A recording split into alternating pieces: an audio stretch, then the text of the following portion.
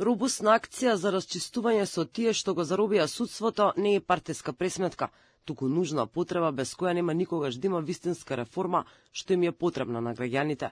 Жално е и срамно што досега и покрај изгласаните недоверби никој од нив сам не си поднесува оставка, како да чекаат народот да излезе на протести за да ги ослободат институциите кои што ги заробиле. Според експертите, нешто мора подитно да се преземе. Ние долго време сме сведоци на еден парадокс.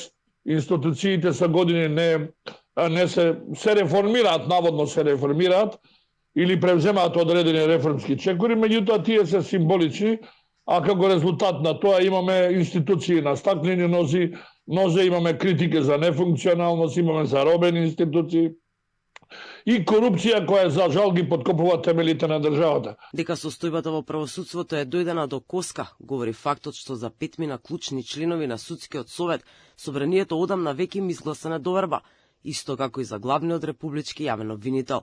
Но и покрај тоа, никој од нив не покажа доблест да се повлече и уште се седат на функциите како ништо да не се случило.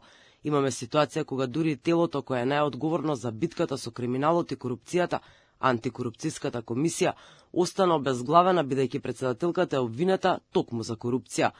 Токму поради ваквата катастрофална состојба, премиерот Мицкоски најави дека по изборите ќе следи сериозна робусна акција против тие што го уништија судството.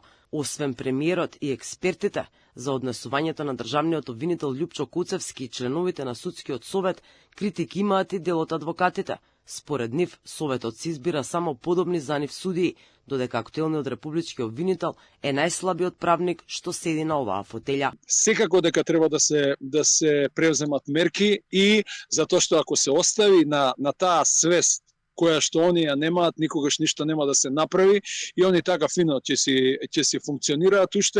Уште за нив ова ќе значи некаков триумф дека останале понатаму на функција, а резултатот кој што го испорачуваат е чиста нула. Можеби најслабиот обвинител во историјата на Република Македонија. Години наназад во извештаите на Европската комисија се критикува за состојбата на судскиот систем во земјава, а се нотирани и скандали кои што го обележаа работењето на сегашниот состав на судскиот совет.